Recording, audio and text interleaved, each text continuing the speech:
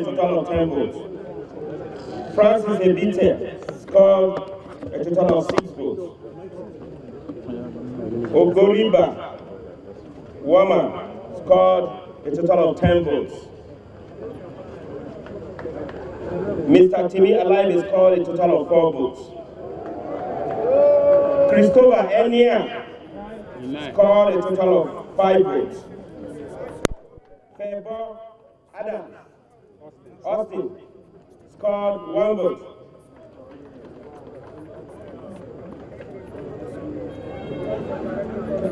Alliance scored 1 vote. Dr. Okan scored 1 vote. Ebite scored 1 vote.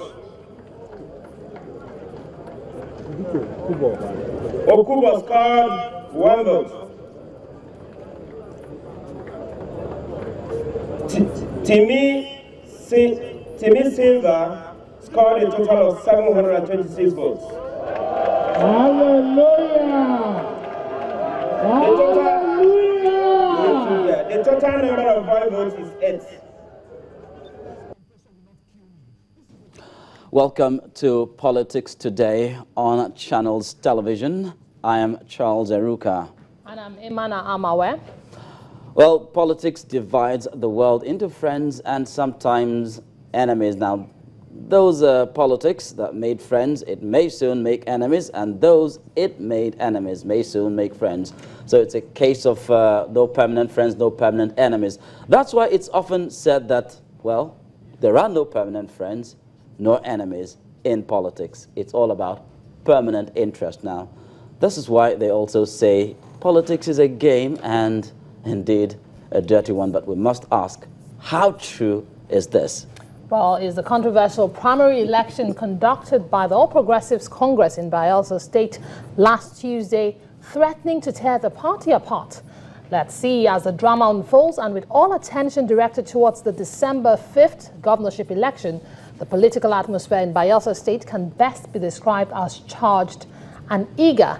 The events played out on September the 22nd, where former Governor Timi Silva declared himself winner of the primary election, alleged to have been carried out against the stipulated guidelines of the party, presents an unpretentious and glaring conclusion.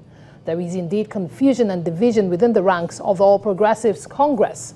Well, allegations and counter-allegations continue to trail the outcome of the botched primary election, with the national chairman declaring the election cancelled and rescheduled. Well, Chief Timi Silva is accusing the chairman of the party's electoral committee in that particular exercise, Governor Adams Oshiomhole, of bias, and Governor Oshiomhole has denied the allegations and is insisting that former Governor Silva may have to prove his facts in court. Now, let's take a listen to how the, well, controversy between the two men played out. The controversy surrounding the APC governorship primary election in Bayelsa State is yet to abate, with one of the aspirants, Timi Silva, accusing the chairman of the committee, Adams Oshiomhole, of being responsible for the botched election as a result of his poor handling of the exercise. But Governor Oshiomhole denies this, saying the atmosphere he met on arrival at the venue was not conducive for any meaningful exercise. The prospect of wasting another day or waiting for another day to be fixed for these primaries, I'm sure, overwhelmed the crowd. So the crowd, and I was with him when that happened. So he should have known that I did not instigate that at all. He said, well, if we are saying we are not doing, nobody's going to go. Then they spoke their language, the people came in again. And they started shouting. So I said, okay, Silva. And of course, they are threatening, they are firing gunshots around the stadium. Governor Oshiomhole also alleged that he was held hostage at the venue of the polls by thugs suspected to be loyal to Timi Silva. Again, Mr. Silva counters this. And I said, Silva, let me ask you one question publicly. Am I now kidnapped? And what is the ransom I need to pay to get out of here? Say, no, what he's just saying is that we should do the election. The people just want election. I said, so I should do the election outside the rules. In order to regain my freedom, I spoke with the Chief of Defense Staff and others. They called them, and they called the JTF commander who came with full military escort. They were able to escort me out of the location. By the time I landed in Benin, the secretary called me that he wanted to leave. The police said he can't go. He should go and do what Siva asked him to do. So I probably kidnapped them, or maybe threatened the 6 other members as well. But only he, Adams Oshiomhole, governor, quickly absconded and went about screaming. Whereas he didn't do anything about the other people that were left behind. I'm just saying this just to tell you that that couldn't have been farther from the truth. One thing Mr. Silva says was evident in Governor Oshiomhole's action at the venue was that he came to Yenagoa with a clear agenda, which was to get him out of the race at all cost. But the governor waves this off. What I take from there, from the whole incident, is that first and foremost, Governor Oshiomhole had some intentions that I don't know. He had no intention to conduct the primaries. So, but if you keep making those word allegations, I may have to find a way to get it to prove them in court. Because I don't know what he is bringing to the table. But what I brought to governors in Edo State is not tons of money. It's my name. The governor has opted to step down as chairman, but says that at least 2 governors and a neutral AIG be appointed by the AIG to conduct the Bayelsa primaries to ensure the free and fair exercise.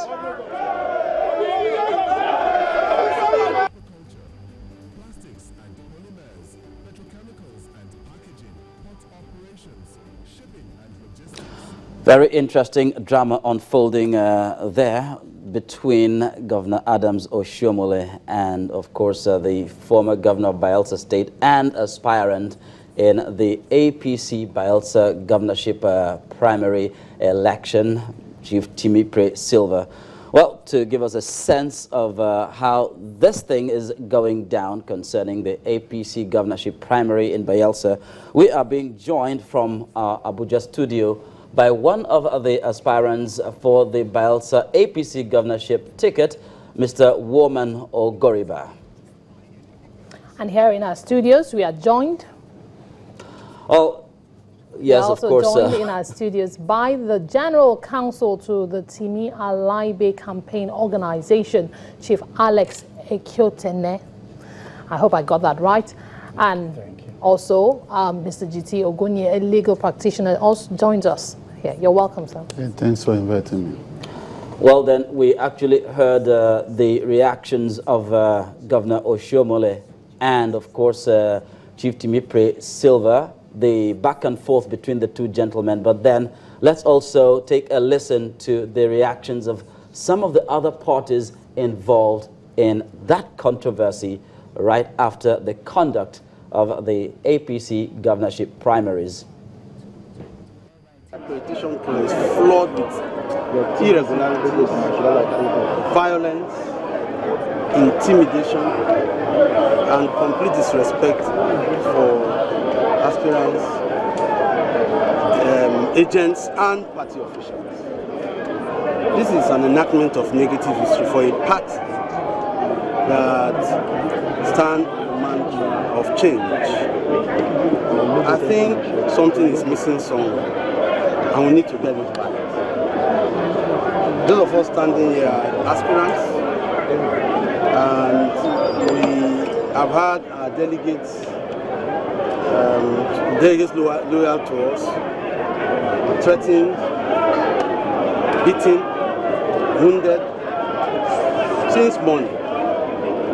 We try to brace ourselves to come in here to see if the process will be itch-free. But as you may have noticed, quite a lot of the people you see there are not delegates. The real delegates are outside. Those who stand here bear or carry identity cards that are fraudulent. They are cloned. And I believe we need to now put a stop to this process. So we are going to soon meet with the chairman of the committee, and we are going to ask for a cancellation of this process. Most of the people who have been accredited, they are fake. They are all fake delegates. So I want to join other members of, the other aspirants to ask for a cancellation immediately, because this is not APC.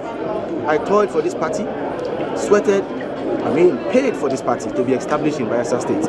And if I'm asking for this, then you should know how paid I am. This is a pity, and I believe that we should even move this event maybe outside the state. It is fights like this, political contests like this, that make a party great indeed. Without this contest, this party probably would not have been any different from any other party. But it is this contest that makes all the difference to the APC.